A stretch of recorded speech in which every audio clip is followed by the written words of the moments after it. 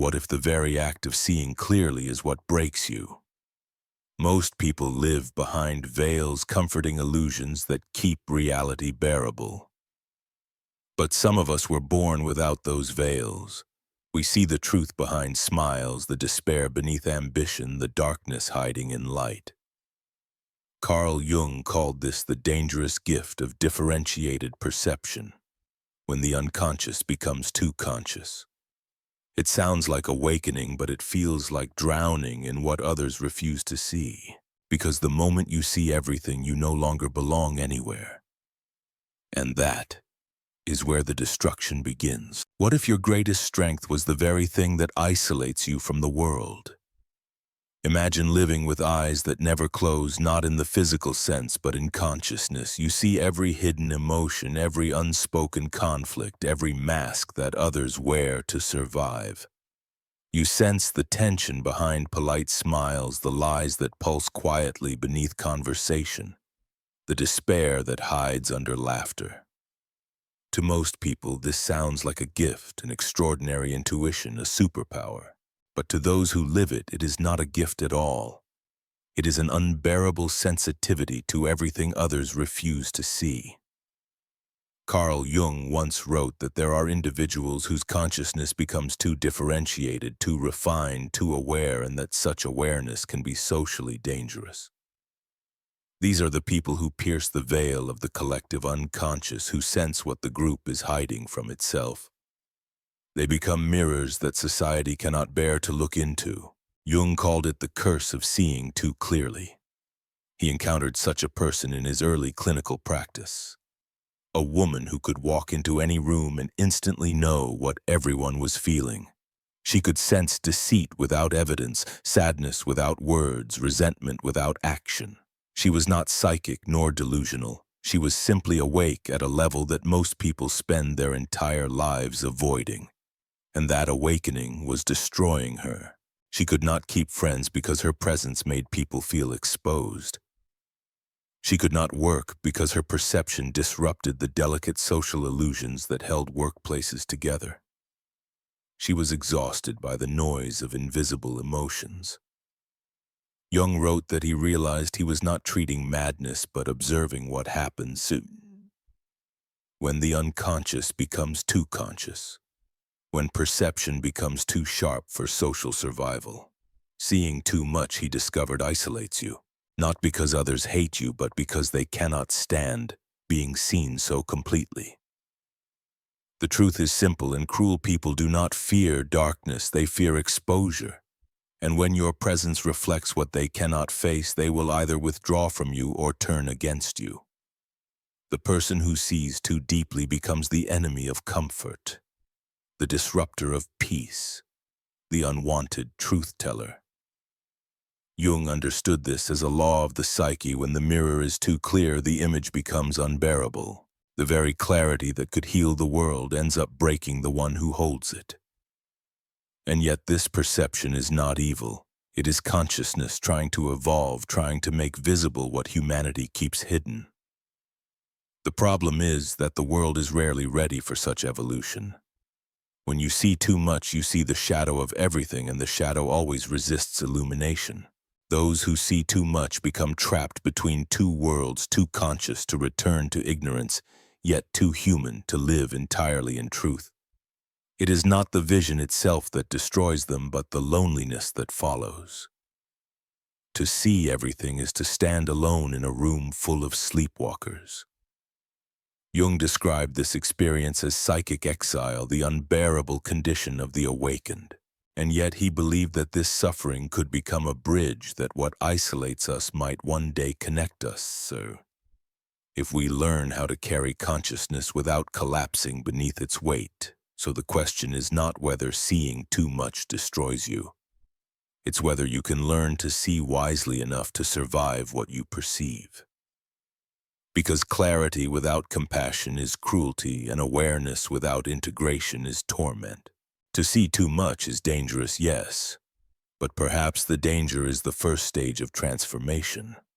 So what happens when the unconscious becomes too conscious? That is where we go next. Every society depends on shared illusions. We agree silently not to see certain things, pain, hypocrisy. Fear because those agreements hold our world together. Jung wrote that civilization itself is built upon what the collective refuses to acknowledge. But what happens when someone is born unable to play along? When the veil that protects the mind from the unbearable becomes thin, transparent, almost gone. That is when the unconscious becomes too conscious. It sounds like enlightenment, but Jung warned it is more like exposure to a psychic radiation that burns through every defense. These people see too clearly. They detect the suppressed rage behind politeness, the envy beneath admiration, the emptiness behind success. They don't look for these things, they simply see them, and once seen, they cannot be unseen. The moment the unconscious rises into awareness, innocence dies. Jung's patient, his introverted intuitive, experienced this collapse of illusion daily. When she looked at someone, she did not see their words or gestures, she saw their contradictions, their split between the persona and the shadow. And that sight broke her heart again and again. Because once you see the truth of the human condition, you cannot hate anyone, but you also cannot rest. You are condemned to compassion that never stops hurting. Jung observed that these individuals destabilize the collective field simply by existing. Their consciousness acts like a solvent. Wherever they go, lies dissolve. Masks slip. Hidden tensions rise to the surface.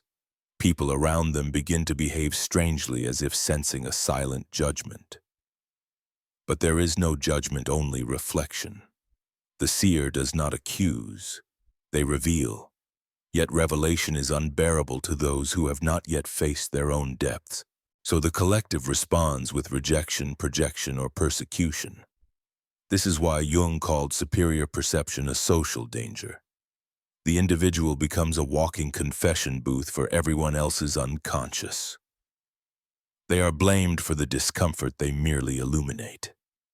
This is the paradox. The one who brings truth becomes the scapegoat for that truth. Jung connected this to the ancient archetype of the wounded healer, the figure who absorbs collective pain so that others do not have to see it. But unlike mythic healers, those with heightened perception rarely know how to transmute what they carry. They drown in what they reflect. In his journals, Jung described his own descent into this state during his separation from Freud. He began to dream with such intensity that waking life felt translucent. Symbols erupted from his unconscious: serpents, rivers, burning cities. He realized that he was experiencing what his patients endured, an unmediated flood of psychic content. And he understood that without structure, such vision leads to madness. To survive it, he began to draw, to write, to converse with the figures that rose from the depths. That work became the red book, his map through the fire. From it came the principle that would guide his entire psychology. The task is not to suppress the unconscious, but to relate to it consciously. When the unconscious becomes too conscious, the goal is not to close your eyes again, but to learn to see without being blinded. Jung called this the art of holding the tension of opposites, staying between seeing and not seeing, between knowing and mystery. The mind must become a container large enough to hold both the darkness and the light. Without that container, awareness implodes into chaos. This is the difference between insight and breakdown. Seeing too much does not destroy you. Refusing to integrate what you see does.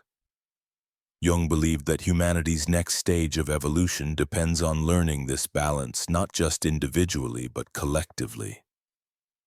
Because every age reaches a point when its illusions can no longer hold.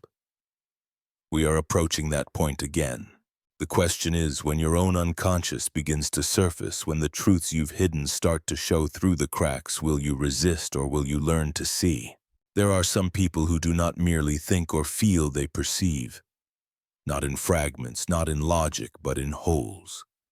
Jung called them introverted intuitives, carriers of the unseen, translators of the unconscious. He discovered that their minds operated like mirrors facing the invisible. They could detect emotional truth before evidence, anticipate outcomes before events, and feel collective tension before words were spoken. But this perception came in different forms, 4 distinct configurations of consciousness, each with its own blessing and burden. The first was the feeling intuitive. These individuals experience emotion as atmosphere. They walk into a room and instantly know who is hurt, who is lying, who is afraid. They absorb emotions like sponges, unable to distinguish between what belongs to them and what belongs to others. They do not empathize, they merge. Jung wrote that such people live in perpetual emotional contagion. Their sensitivity makes them compassionate but also exhausted. They carry everyone's unlived pain as if it were their own. Over time, they begin to drown in invisible grief. The world calls them too emotional, but in truth, they are suffering from too much perception. Then came the thinking intuitive. This type does not feel the collective, they map it. They perceive patterns in behavior and thought, seeing where unconscious motives will inevitably lead. They predict collapse before it happens, not by reasoning, but by intuition sharpened through the unconscious. Jung observed that these minds forecast future crises, personal, relational, even societal, through an inner recognition of archetypal sequences. They see cause and consequence long before others notice the cause. The burden of the thinking intuitive is frustration, knowing what will happen, yet being powerless to stop it. They often appear detached or prophetic when in truth they are simply haunted by foresight. The sensation intuitive perceives not thought or feeling but embodiment. They sense psychological truth through the body. Jung described them as people who can feel illness before symptoms appear, or detect the tremor of anxiety in another's posture. They live inside a constant feedback loop between psyche and soma. In them, the boundary between emotional and physical collapses. Their empathy expresses itself through the nervous system, but because they interpret emotion as sensation, they often mistake others' distress for their own. Their challenge is to anchor the body without absorbing the world. Finally, there is the pure intuitive, the rarest and most fragile form. Jung found that these people perceive everything, the emotional, the intellectual, the physical, the symbolic, all at once. They are flooded with impressions that defy language. Their consciousness is like an antenna tuned to the collective unconscious, receiving signals from everywhere without filter or structure. They often appear eccentric, disoriented, or overwhelmed. Their visions may come as images, dreams, or sudden insights that others cannot understand. Jung saw in them both the danger and the promise of humanity's future minds evolving faster than their containers. Each of these 4 patterns reveals a different dimension of superior perception. But all share one truth: the gift becomes destructive when it lacks integration. The problem is not what they see, it is that they cannot stop seeing. Their consciousness lacks rhythm. It does not know when to open or when to close. Jung compared this to a floodgate stuck open. The psyche drowns in awareness. He warned that perception without structure leads to fragmentation. Because perception is not meant to exist alone, it must serve wholeness. The question then is not how much you can see, but how much truth your soul can contain without breaking. For Jung, this became the defining measure of psychological maturity, not ignorance, not brilliance, but containment, the ability to hold insight without being possessed by it. The more you see, the stronger your inner container must become. Without it, your vision turns inward and burns you from within. So if you have ever felt that you see too deeply, too clearly, too painfully, know this: your perception is not madness. It is evolution reaching beyond its current limits. The danger lies not in the depth of your vision, but in the lack of structure to hold it. Jung's next revelation was precisely this: that perception alone does not destroy us. its isolation does.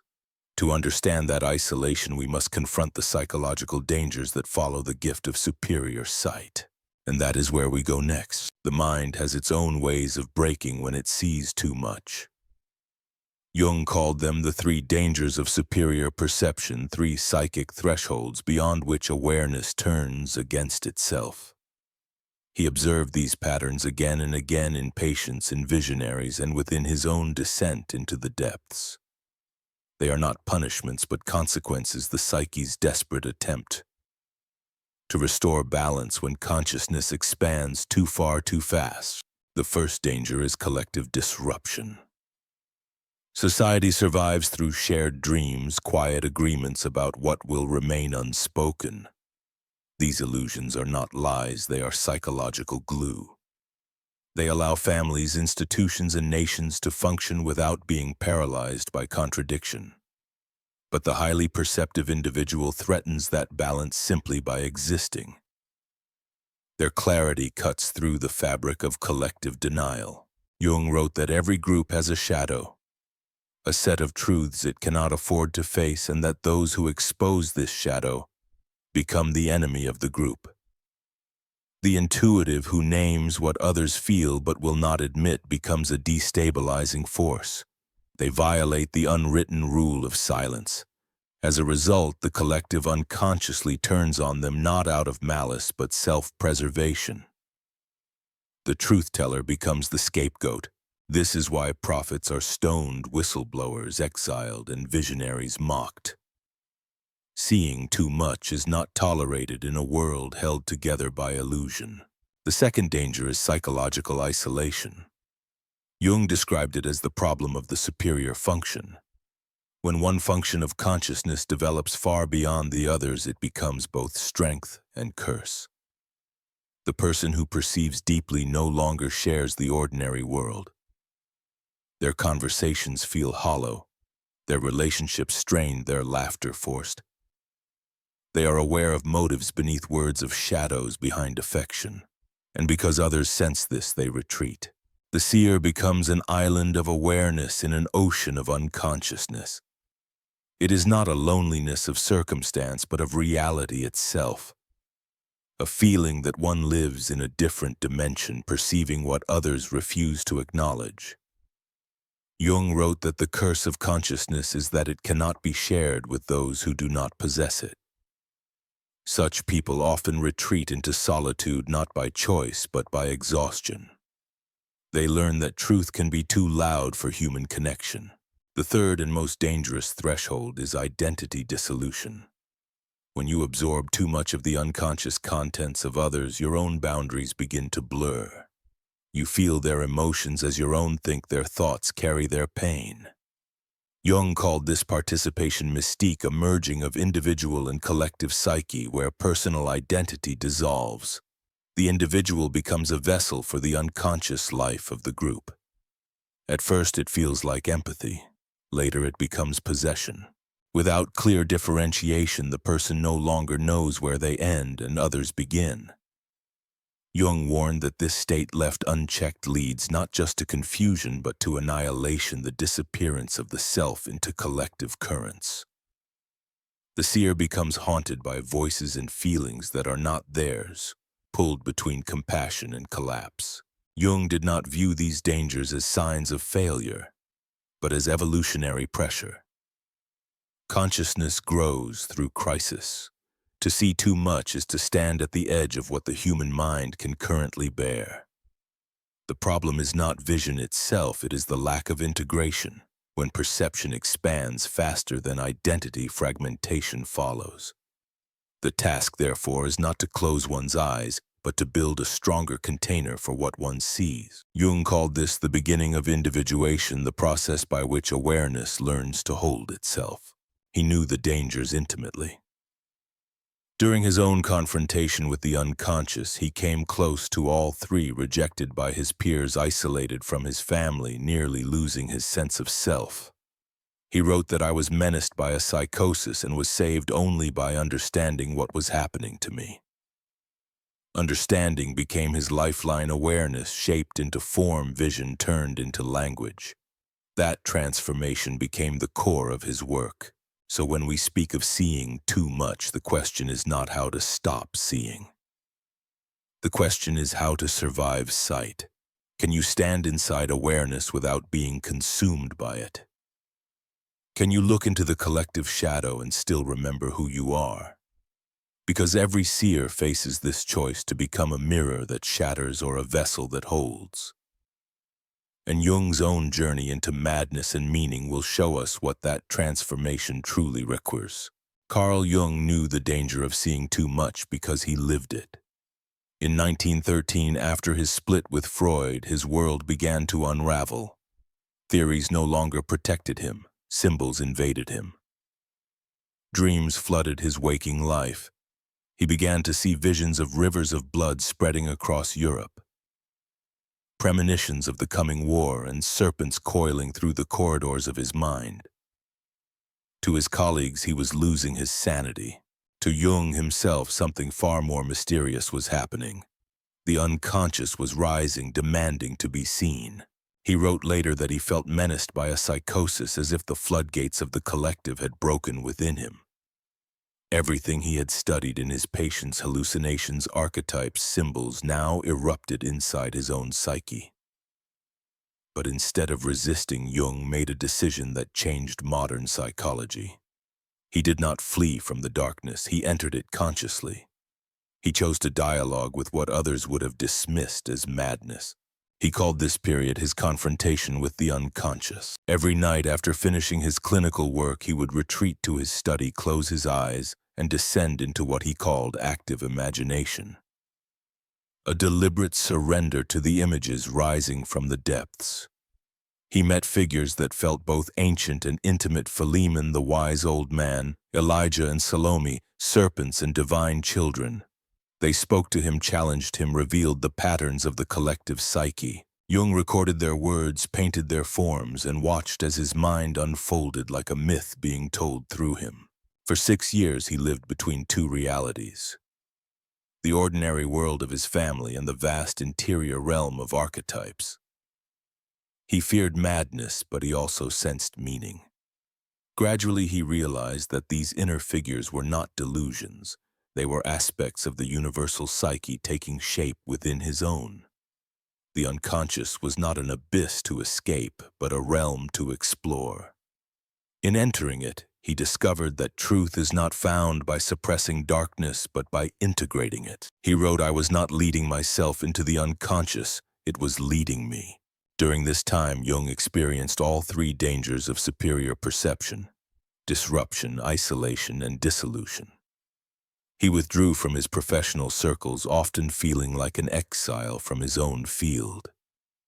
Friends turned away, unable to understand what he was doing. Even his family watched with fear as he drifted further into inner worlds. Yet through the chaos, a discipline emerged. He realized that the only way to survive the unconscious was to give it form. So he began to write, paint, and build. He filled journals with red and gold ink, carving mandalas and mythic scenes, attempts to contain what words could not. These became the Red Book, his testament to the transformative power of inner work. Through this process, Jung discovered the law of psychological alchemy. The unconscious does not destroy those who learn to relate to it. He found that by translating images into symbols, emotions into color, and voices into narrative, he could transform chaos into consciousness. What began as breakdown became breakthrough. Out of that descent came his greatest ideas: the shadow, the archetypes, the collective unconscious, and the individuation process. But perhaps the most profound realization was this: the same vision that almost destroyed him was not pathology, but potential. He wrote, "My most important discoveries came from my most difficult experiences." Jung understood that his confrontation with the unconscious was not a personal crisis, but an initiation, the psyche's demand for wholeness. To face the darkness within is to uncover the divine within it. In surviving his descent, Jung proved that seeing too much does not have to end in madness. It can lead to meaning. The key lies in participation without possession, in seeing deeply without identifying with what is seen. The unconscious must not be conquered or denied. It must be met as a living partner in the evolution of the self. So the lesson of Jung's confrontation is not to fear the depths, but to bring light there carefully. Because vision alone does not heal, it is the integration of vision that transforms. The mind must learn to hold both chaos and clarity without collapsing into either.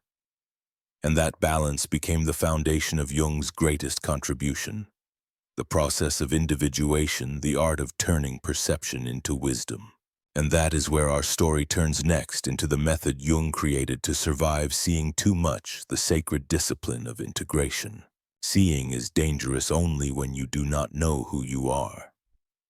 Jung discovered that perception, no matter how deep, becomes destructive without a stable center to hold it. The unconscious floods in reality, fractures, and the self dissolves under the weight of awareness. But when perception is guided by identity, when you know what belongs to you and what does not, it becomes the foundation of transformation. Jung called this process individuation, the slow, deliberate reconciliation between the conscious ego and the vast unconscious that surrounds it. It is not therapy, it is a pilgrimage of the soul toward wholeness. The first stage, recognition and differentiation, begins when you learn to tell the difference between your own psychic contents and those you have absorbed from others. Jung taught that the intuitive mind often acts like a sponge, pulling in emotions, fears, and projections that do not belong to it. Without awareness, these alien fragments create confusion and exhaustion. The work begins with stillness. Solitude is not escape, it is clarity. In silence, what is yours begins to speak in your own voice. What is not yours falls away. Jung instructed his patients to spend time each day in solitude until they could feel the boundary of their own mind again. He called this conscious discrimination, the capacity to say, "This feeling is mine, that feeling is not." It sounds simple, but it is the first act of reclaiming the self from the collective. The second stage, shadow integration, is the heart of individuation. Jung believed that those who see others' darkness too clearly often do so because they have not yet faced their own. The unacknowledged shadow seeks expression through projection. The more we deny our capacity for envy, cruelty, or deceit, the more those qualities disturb us in others. Jung wrote, "Everything that irritates us about others can lead us to an understanding of ourselves." The goal is not to become pure, but to become whole, to recognize that every human contains both saint and sinner, hero and coward. Integration begins the moment you can say, "Yes, that darkness lives in me too." When you make peace with your own shadow, you stop needing to expose everyone else's. Your perception becomes compassionate, not critical. You see clearly, but you no longer wound with your vision. The third stage, conscious participation, transforms perception into service. Jung called this holding the tension between the individual and the collective. It is the art of engaging with the unconscious life of others without being overwhelmed by it. The individuated person becomes a bridge between worlds, able to move among people, feel their depths, perceive their shadows, yet remain centered in their own being. Jung described this as developing psychological containers, the ability to hold others' emotions without absorbing them.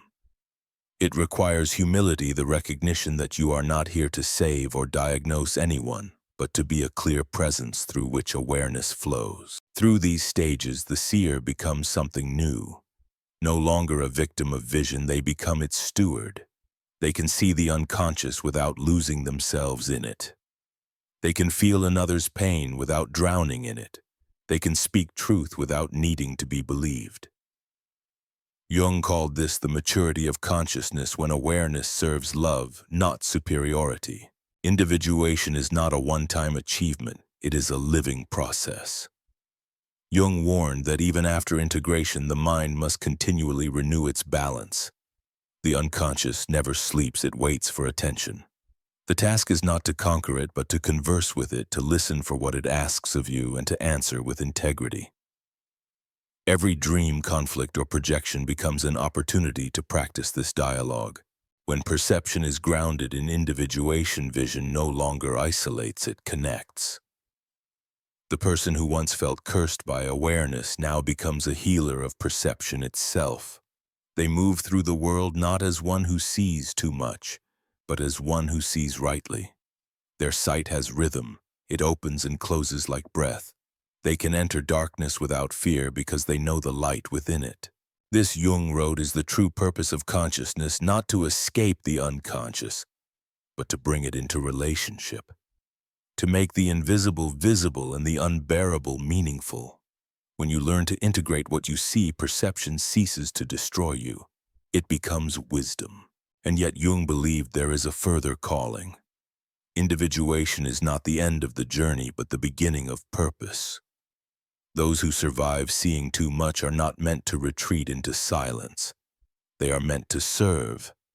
They become what he called culture carriers, bridges between individual healing and collective evolution. Which leads to the final transformation, how those who once suffered for their vision can turn that vision into medicine for the world. Those who see too much were never meant to fit in. They were meant to bridge worlds. Jung believed that the individuals who survive the confrontation with the unconscious become vessels for humanity's psychological evolution. He called them culture carriers, people whose personal transformation serves something larger than themselves. Their gift is not sight alone, but integration, the ability to hold truth without shattering, to carry awareness without arrogance, to walk through darkness without losing the thread of light. In the final phase of individuation, Jung described 4 movements of transformation. The first is recognition without overwhelm. Here, perception is no longer resisted or denied. You acknowledge what you see both within yourself and in others without collapsing under its weight. The seer begins to see clearly without trembling. This is the stage when vision becomes steady. It no longer arrives like lightning. It flows like a river. Jung called this the conscious acceptance of the superior function, the moment you stop fearing your own myth. The second movement is integration without isolation. The person who once withdrew from the world now learns to return to participate consciously. They can share their insight without superiority, knowing that truth offered with humility opens hearts instead of closing them. Jung believed that true maturity is not withdrawal, but engagement, the ability to stay connected while remaining authentic. The individuated person does not hide in the mountains. They bring their mountain into the marketplace. Their clarity no longer divides them from others. It deepens their compassion. The third is service without sacrifice. The seer learns that their vision was never meant to be hoarded or used as a weapon. It was meant to heal. Jung wrote that the privilege of a lifetime is to become who you truly are and then to offer that authenticity as service to the world. When consciousness matures, perception becomes generosity. You no longer seek to fix everyone. You embody integration itself. Your very presence begins to shift others not through argument but through resonance. You become a calm field where others can face their own unconscious without shame. This is the quiet power of psychological containment turned outward, a form of healing that needs no claim of holiness. The final movement is legacy without attachment. Jung called this the transcendent function, the point at which the individual ceases to identify even with their own enlightenment.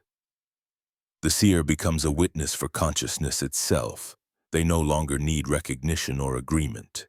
They work for the evolution of the unseen. Their insights may be ignored, rejected, or distorted, but it no longer matters.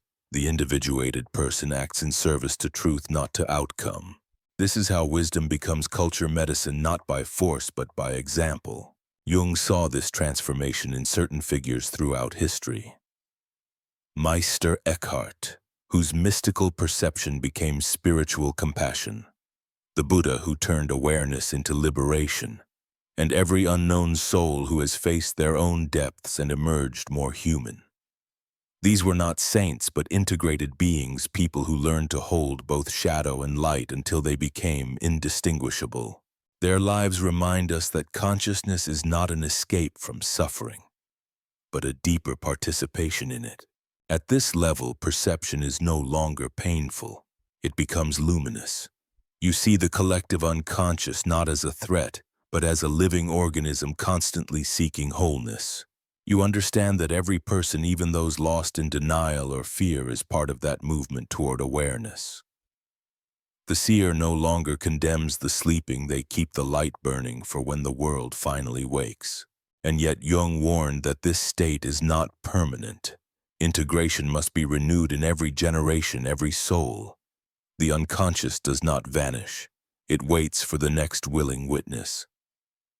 Those who see too much must continue the discipline, solitude, reflection, honesty, and humility. Without these, the gift hardens into pride and the mirror becomes a blade. So if you see more than others, if you feel too deeply, if truth has cost you belonging, remember this. You are not broken. You are carrying the next shape of consciousness. The question is not whether your sight will destroy you, but whether you will learn to hold it wisely enough to heal.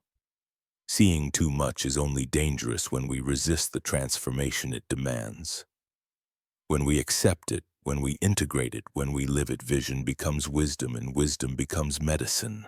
The journey ends where it began, with the simple, unbearable truth that to see clearly is to suffer, but to suffer consciously is to awaken. You were never meant to close your eyes again. You were meant to teach others how to see.